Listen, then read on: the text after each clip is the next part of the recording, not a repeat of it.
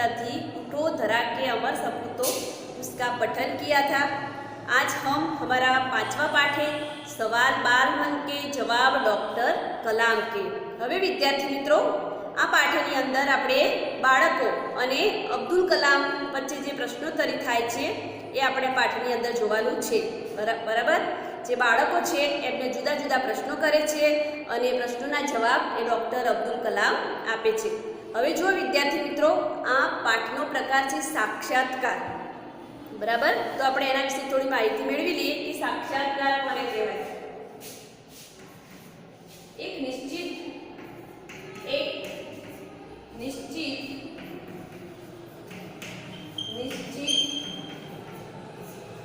उद्देश्य की पूर्ति के लिए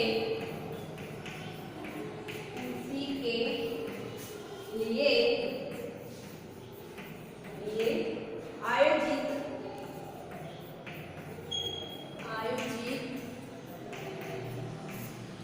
विचारों का आदान प्रदान, आयोजित विचारों का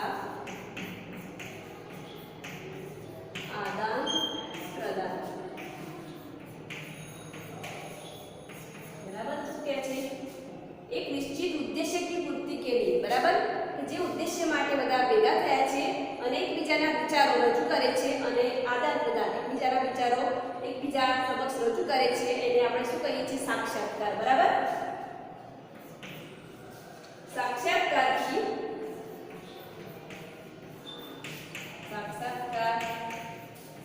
की तकनीक में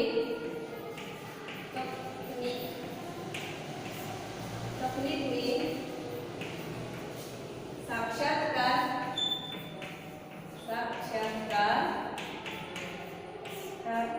लेने वाला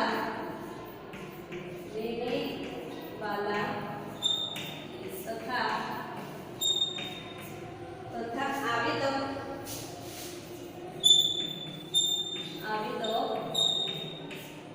आमने सामने बैठकर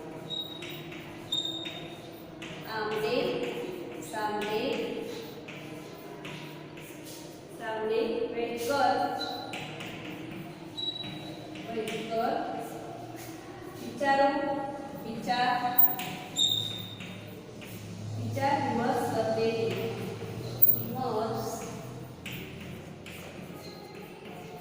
करते हैं।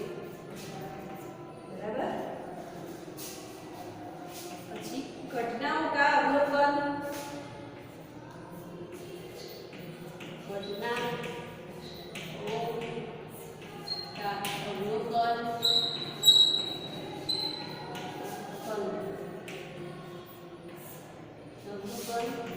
અને अपरिचित व्यक्ति का अध्ययन, अपरिचित व्यक्ति का अध्ययन।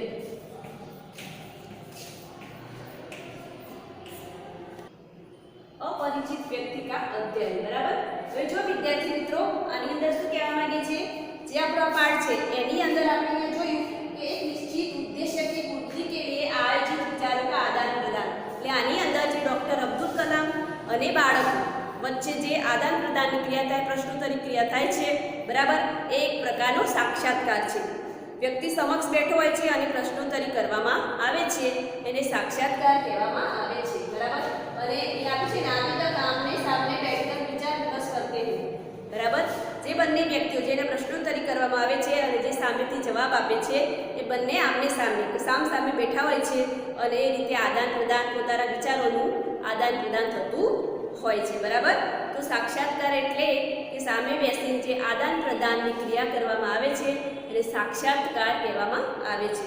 બરાબર, આપણે જેમ પ્રકાર છે ને કે કહાની હોય, એકાંકી હોય, એ રીતે જે આ પાઠ છે આપણો 5મો પાઠ એનો પ્રકાર કયો છે?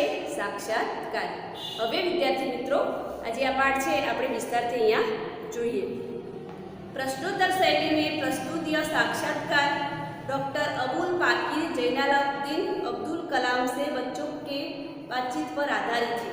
बराबर, શાને આધારિત છે?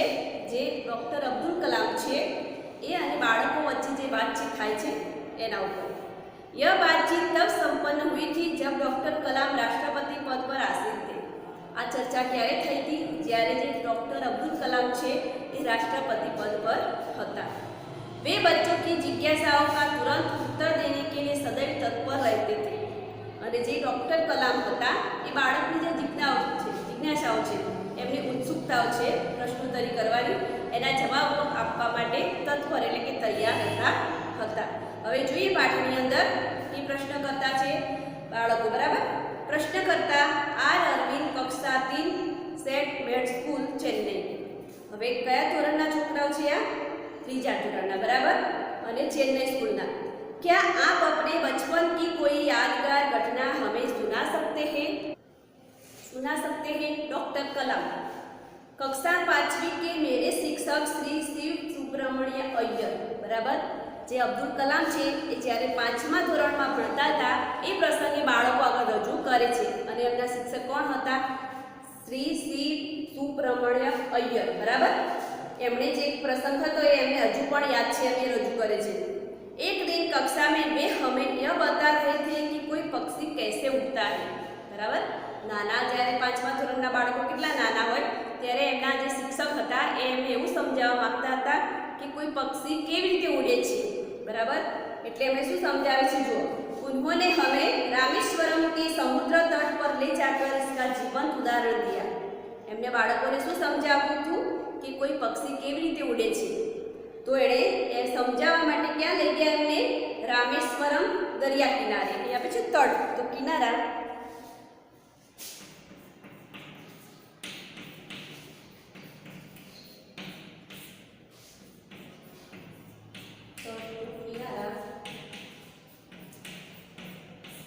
જીવંત, તો જીવિત,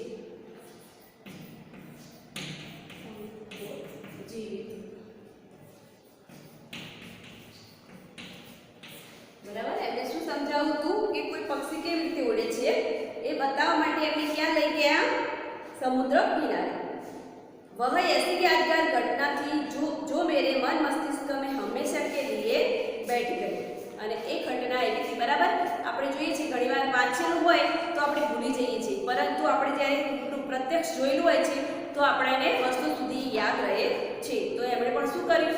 એમના બાળકોને એમને એ ઘટના સમજાવવા માટે પક્ષી કેવી રીતે ઉડે છે તો એમણે શું કર્યું? બાળકોને દરિયા કિનારે લઈ ગયા અને એમને સમજાવ્યું, બતાવ્યું, બરાબર, સાક્ષાત બતાવ્યું કે પક્ષીઓ કઈ રીતે ઉડે છે।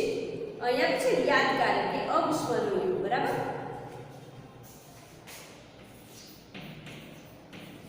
यादगार तो अविस्मरणीय,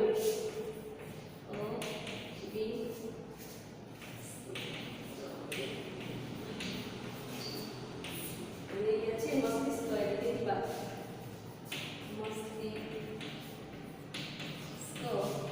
दिमाग।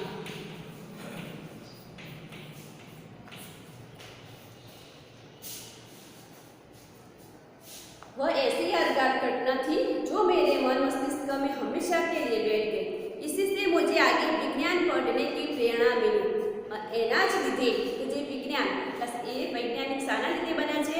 एमना शिक्षकना लीधे। एमणे ज्यारे कारण के शुं हतुं, बराबर, के पक्षी कई रीते उड़े छे तो पक्षी उड़વું एक क्रिया અને જે પ્લેન ઉડે છે એ બંને ક્રિયા એક સરખી હોય છે, બરાબર। આપણે તમે પ્લેનના ઉડતા જોશો તો જ્યારે પક્ષી ઉડે છે એ રીતે તમે જોવા મળશે। એટલે શું કહે છે? એટલા જ માટે મને એમની પાસેથી જ વિજ્ઞાન ભણવા માટેની પ્રોત્સાહન મળ્યું છે। પ્રશ્નકર્તા સરયુ મકર, કક્ષા 5, વાલ્મીકી નગર હિન્દી માધ્યમિક શાળા, નાગપુર। હવે કયા ધોરણના બાળકો આવે છે? 5મા ધોરણના, બરાબર। હવે શું પ્રશ્ન કરે છે આપણે જોઈએ અહીંયા। बचपन में हमें किस भाषा को प्रमुखता देनी चाहिए, बराबर। શું કહેવા માંગે છે કે બાળપણની અંદર આપણે બાળકોને કયા માધ્યમની અંદર ભણાવવા જોઈએ એવો પ્રશ્ન કરે છે બાળક। પ્રમુખતા એટલે કે મહત્વ।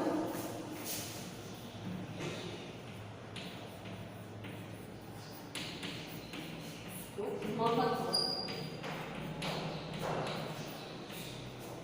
બરાબર। કે બાળપણની અંદર કઈ ભાષા હોવી જોઈએ એવો પ્રશ્ન કરે છે બાળક, તો ડૉક્ટર કલામ જવાબ આપે છે, मैंने स्वयं माध्यमिक शिक्षा तक की पढ़ाई अपनी मातृभाषा के माध्यम से पूरी की। શું કહે છે અહીંયા ડૉક્ટર કલામ કે મેં પોતે જ એમ કે જે માતૃભાષા આપણી જે માતૃભાષા, તો આપણી માતૃભાષા કઈ છે? ગુજરાતી, બરાબર, કે જે મારી માતૃભાષા હતી એની જ અંદર મેં માધ્યમિક શિક્ષા એટલે કે જે 9-10ની અંદર તમે અભ્યાસ કરો છો એ પૂરું કર્યું। कॉलेज और उससे आगे की शिक्षा अंग्रेजी माध्यम की संस्थाओं में हुई અને કોલેજથી જ્યારે આગળ મેં અભ્યાસ કર્યો એ અંગ્રેજી માધ્યમની અંદર કર્યો છે। मेरा मानना है कि हम कॉलेज में भी माध्यम के रूप में मातृभाषा का चुनाव कर सकते हैं। बराबर, શું કહે છે ડૉક્ટર અબ્દુલ કલામ કે મારું માનવું છે કે આપણે જે માતૃભાષા છે એ કોલેજ સ્તર પર હોવી જોઈએ એમ, क्योंकि युवा अपनी मातृभाषा में ही सोचता है, उसी में अपनी बात सहजता से समझता है, लेकिन आसानी से।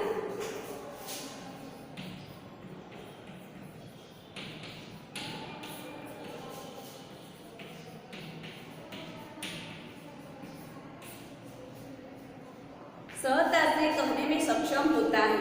શું કહે છે અહીંયા કે કોલેજના સ્તરે પણ શું હોવું જોઈએ? માતૃભાષા, કારણ કે દરેક યુવાન, બરાબર, સાની અંદર એના વિચારો કેવા આવે છે કે માતૃભાષામાં જ આપણી જે ભાષા, આપણે કાયમી જે બોલચાલની આપણી ભાષા હોય છે એની જ અંદર વિચારો આવે છે અને આપણે સમજવામાં પણ, હવે જુઓ આપણે છીએ તો આપણે ગુજરાતી ભાષા હશે તો આપણે તરત સમજી લઈશું, બરાબર, અને થોડી હિન્દી હોય કે સંસ્કૃત હોય કે અંગ્રેજી ભાષા છે આપણને સમજવામાં થોડું અઘરું લાગે છે, કારણ કે આપણે યુઝ કરીએ છીએ, બરાબર, ભણવામાં પણ આવે છે બધી જ ભાષાઓ, પરંતુ આપણે વાતચીત કઈ ભાષામાં કરીએ છીએ? ગુજરાતી ભાષામાં, બરાબર, કારણ કે એ આપણી માતૃભાષા છે, એટલા માટે આપણે સહજતાથી એટલે કે આસાનીથી સમજી શકીએ છીએ। पर इसमें कोई भी दो राय नहीं है कि वैश्विक स्तर पर संपर्क के लिए हमें अंग्रेजी जैसे एक संपर्क भाषा की नितांत आवश्यकता है। वैश्विक એટલે કે વિશ્વ સંબંધી, वैश्विक विश्व संबंधी,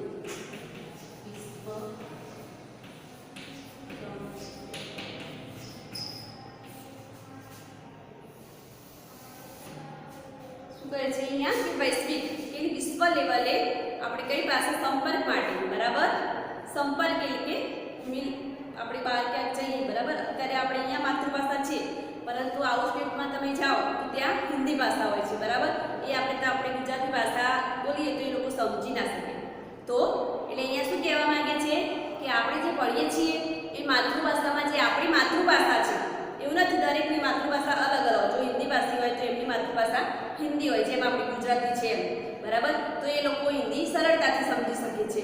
એટલે અહીંયા શું કહેવા માંગે છે, પહેલાં જે આપણે અભ્યાસ કરીએ છીએ એ શામાં હોવો જોઈએ? આપણી માતૃભાષામાં જ હોવો જોઈએ, ભલે તમે સંપર્ક માટે, બરાબર, વિશ્વ લેવલે ક્યાંક બહાર જવું હોય તો અંગ્રેજી ભાષાની આપણે જરૂર પડે છે, તો એ સાઈડમાં એક વિષય તરીકે હોવું એ જરૂરી છે, પરંતુ અભ્યાસ તો આપણો માતૃભાષામાં થવો જોઈએ।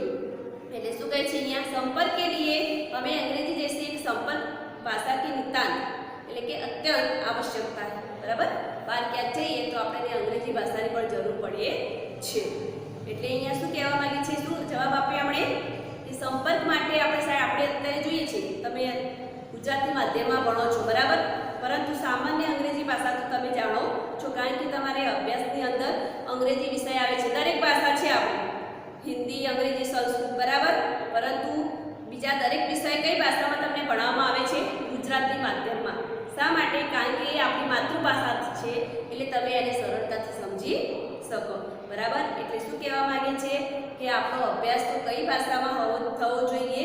આપણી માતૃભાષામાં થવો જોઈએ, કારણ કે દરેક બાળક પોતાની માતૃભાષા જે છે એ આસાનીથી સમજી શકે છે, એટલા માટે આપણી માતૃભાષાને મહત્ત્વ આપવું જોઈએ। સંપર્ક માટે સાઈડમાં અંગ્રેજી ભાષા હોવી આવશ્યક છે, બરાબર, પરંતુ મુખ્ય ભાષા તો આપણી કઈ હોવી જોઈએ? આપણી માતૃભાષા।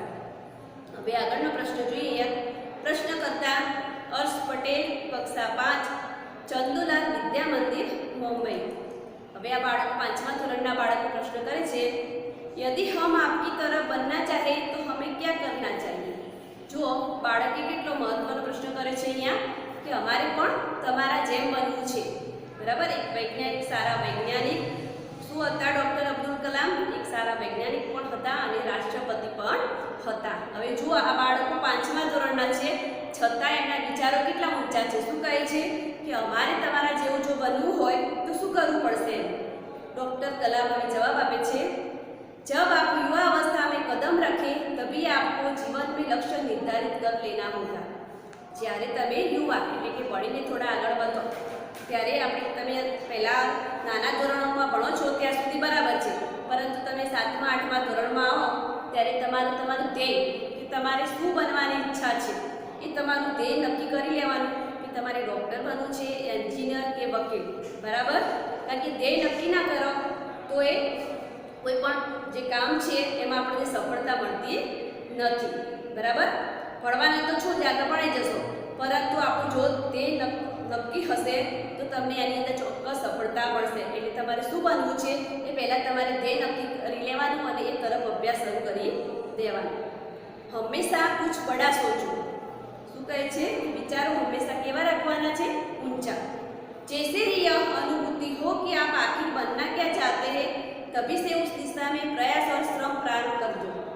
શું કહે છે અહીંયા કે જ્યારે એમ તમને એવું થાય કે હવે ખરેખર આપણે વિચારવાની જરૂર છે તો તમે એ દિશામાં એ તરફ તમારે શું કરવાનું છે? મહેનત શરૂ કરી દેવાની છે. कहने का अर्थ है कि जी तोड़ मेहनत करो.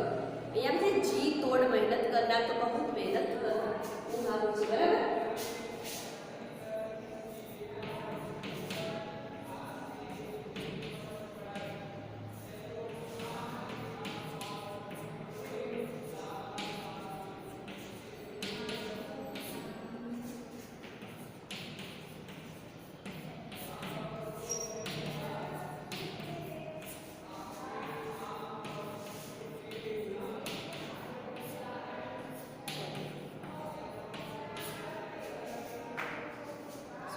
આપણે ખૂબ મહેનત કરવાની છે. जो जो आप आगे की ओर बढ़ोगे आपका सामना बाधाओं तथा कठिनाइयों से होगा. કે છે કે જેમ જેમ તમે આગળ વધશો, બરાબર, કે સમસ્યાઓ, મુશ્કેલીઓ તમને વચ્ચે આવવાની છે, બરાબર, પરંતુ આપણે શું કરવાનું છે? એનાથી ગભરાવાનું નથી. आपको अपने अंदर दृढ़ साहस पैदा करना होगा. પરંતુ આપણે ખૂબ મહેનત કરવાની છે અને સાહસથી આગળ વધવાનું છે. હવે જો વિદ્યાર્થી મિત્રો, करना होगा, समस्याओं को पराजित करने में महारत हासिल करनी होगी. અને તમારી આગળ જે મુશ્કેલીઓ આવે છે એને કઈ રીતે પરાજિત કરવી એની યોગ્યતા તમારે પ્રાપ્ત કરવી પડશે. અહીં આપે છે મહારત એટલે કે યોગ્યતા.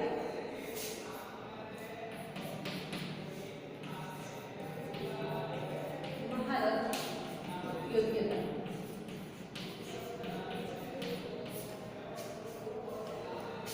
શું કહેવા માંગે છે આની અંદર? શું જવાબ આપ્યો કે તમે જેમ જેમ આગળ વધશો તો તમને ખૂબ મુશ્કેલીઓ વચ્ચે આવશે, પરંતુ તમારે એનાથી ગભરાવાનું નથી અને સાહસથી આગળ વધવાનું છે અને એને કઈ રીતે પરાજિત કરવી, જે તમારી સમક્ષ જે સમસ્યાઓ આવે છે એને કઈ રીતે પરાજિત કરવી એના માટેની યોગ્યતા તમારે પ્રાપ્ત કરવી પડશે. તभी જીવન में સફળ હો પાઓગે. અને ત્યારે જ તમે તમારા જીવનની અંદર સફળ થઈ શકશો. पहले ये जरूरी है कि आप निरंतर ज्ञान अर्जित करो. શું કહે છે કે પહેલા તમારે અત્યારે શું કરવાનું છે? ફક્ત જ્ઞાન અર્જિત કરવું એટલે કે પ્રાપ્ત કરવું, બરાબર. જ્ઞાન અર્જિત કરના એટલે કે જ્ઞાન પ્રાપ્ત કરવું, બરાબર. શું કહ્યું એમને? બાળકોને શું જવાબ આપ્યો કે તમે જેમ જેમ આગળ વધશો તો મુશ્કેલીઓ પણ આવશે, ઘણી સમસ્યાઓ પણ તમને નડશે, પરંતુ તમારે એનાથી ગભરાવાનું નથી અને મહેનત કરી અને આગળ વધતા રહેવાનું છે. અને અત્યારે તમારે શું ધ્યાન રાખવાનું છે? ફક્ત ને ફક્ત જ્ઞાન પ્રાપ્ત કરવાનું છે, બરાબર. હવે જોઈએ આગળ. પ્રશ્નકર્તા ચિરાગ જૈન, કક્ષા 7, બોમ્બે, કેમ્બ્રિજ, અંધેરી, પશ્ચિમ મુંબઈ. હવે અહીંયા શું કહે છે? મહારત હાસિલ કરના, તો યોગ્યતા પ્રાપ્ત કરના. મહારત हासिल करना, तो योग्यता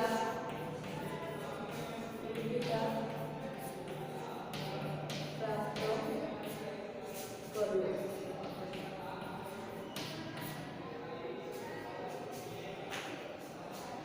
હવે જોઈએ, હવે જો કયા ધોરણના બાળકો આવે 7મા ધોરણના બાળકો આવે, બરાબર। वह कौन सी बड़ी चुनौती है जिसका सामना हमें आज करना पड़ रहा है। શું કહે છે આ બાળકો, કેવો પ્રશ્ન કરે છે કે કયો પડકાર છે કે જેનો સામનો આજે આપણે કરવો પડે છે। હવે ડોક્ટર કલામ જવાબ આપશે, भारत को सन 2020 तक एक विकसित राष्ट्र के रूप में परिवर्तित करना। આપણા સમક્ષ કયો પડકાર હતો કે ભારત દેશ છે આપણો એનો વિકાસ થાય અને 2021 સુધીમાં એક વિકસિત રાષ્ટ્ર બની જાય એ માટેના આપણે પ્રયાસો કરવાના છે। પરંતુ શું થયું, આપણે જોયું કે અહીંયા અબ્દુલ કલામે શું કહ્યું છે કે 2021ની જે સદી આવશે, સાલ આવશે એની અંદર જે ભારત છે એક વિકસિત રાષ્ટ્ર બની જશે એવું આ પાઠની અંદર આપણને કહ્યું છે।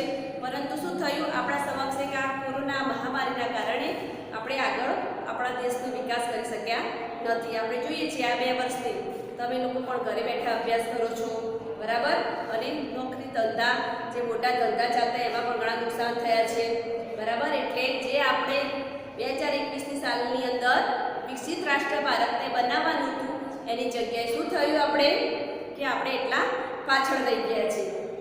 એટલે શું કે જવાબ આપે છે, भारत को सन 2020 तक एक विकसित राष्ट्र के रूप में परिवर्तित करना और देश के 1 अरब से अधिक नागरिकों के चेहरों पर मुस्कान देखना, यही राष्ट्र के समक्ष सबसे बड़ी चुनौती है। શું કહે છે અહીંયા કે ભારતને 2020 સુધીમાં એક વિકસિત રાષ્ટ્ર બનાવવું અને દેશના કેટલા 1 અરબથી અધિક જે નાગરિકો છે, દેશની અંદરના નાગરિકો છે એમના ચહેરા ઉપર હાસ્ય લાવવું। ત્યારે હાસ્ય આવશે જો દેશની અંદરથી ગરીબી દૂર થશે તો। અત્યારે આપણે જોઈએ છે ઘણા ઘર એવા છે કે જેમને ખાવા માટે અન્ન પણ હોતું નથી, બરાબર, 2 ટાઈમ કઈ રીતે પૂરું કરવું એ પણ એમને મુશ્કેલી છે। તો ક્યારે આપણો દેશ વિકસિત થાય તો દેશની અંદર બિલકુલ ગરીબી ના રહે, બરાબર, દરેક વ્યક્તિને ધંધો વ્યવસાય મળી રહે તો જ આપણો જે ભારત દેશ છે એક વિકસિત રાષ્ટ્ર બની શકે। એટલે અહીંયા શું કહેવા માંગે છે કે દરેક વ્યક્તિને, દરેક નાગરિક છે એના ચહેરા ઉપર એક તો હાસ્ય લાવવાનું છે। यही राष्ट्र के समक्ष सबसे बड़ी चुनौती है અને આપણા દેશ માટે સૌથી મોટો પડકાર છે। અહીંયા ચુનૌતી એટલે કે પડકાર।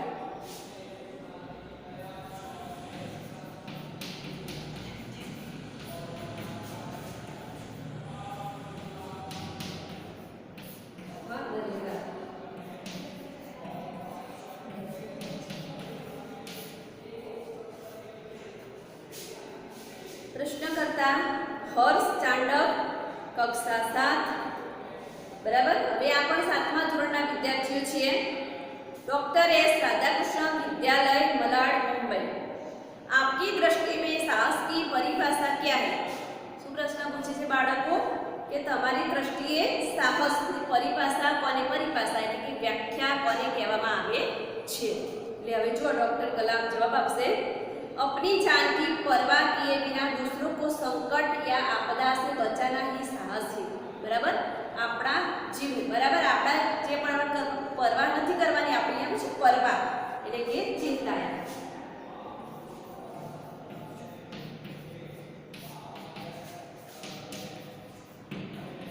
ચિંતા અને શબ્દની આપણે છે આપદા એટલે કે મુસીબત।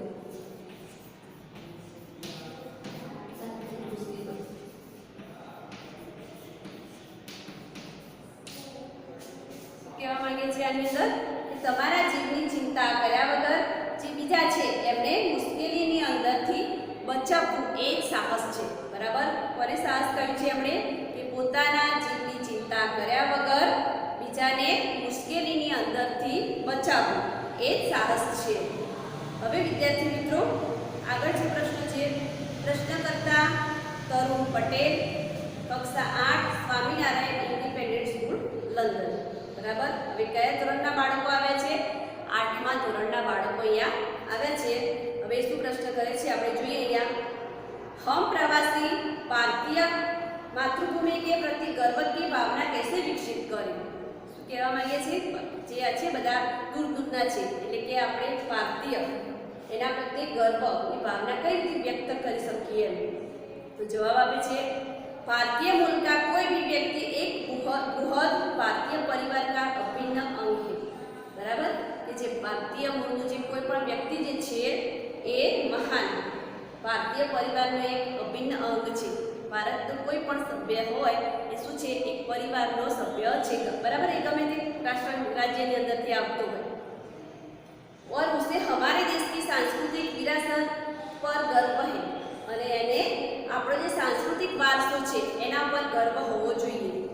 सौभाग्य से आप लोग ऐसी स्थिति में हैं कि अपनी मातृभाषा से अच्छी तरह से जुड़े हुए और यही आपके लिए गौरव की बात है. શું કહે છે કે સૌભાગ્યથી એવું છે કે તમે બધા સારાથી જોડાયેલા છો, તમારી માતૃભૂમિના સાથે જોડાયેલા છો અને એ જ તમારા માટે ગર્વની વાત છે. અહીંયા આપણે છે વિરાસત એટલે કે ધરોહર. અહીંયા શબ્દ લઈએ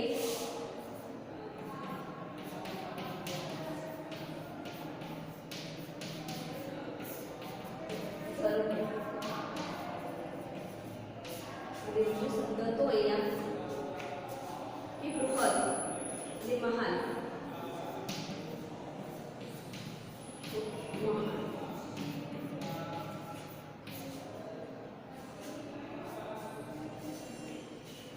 હવે જુઓ આની અંદર શું કહેવા માંગે છે કે દરેક કોઈ પણ ખૂણામાંથી કોઈ પણ રાજ્યની અંદરથી આવતો હોય વ્યક્તિ, પરંતુ એ આપણા ભારત દેશનો એક અભિન્ન અંગ છે, આપણા પરિવારનો એક અભિન્ન અંગ છે અને એ વ્યક્તિ દરેક વ્યક્તિને આપણો જે સાંસ્કૃતિક વારસો છે એના ઉપર ગર્વ હોવો જોઈએ, બરાબર. અને આપણો સૌભાગ્ય સારું છે કે આપણે માતૃભૂમિ સાથે જોડાયેલા છીએ, બરાબર વિદ્યાર્થી મિત્રો.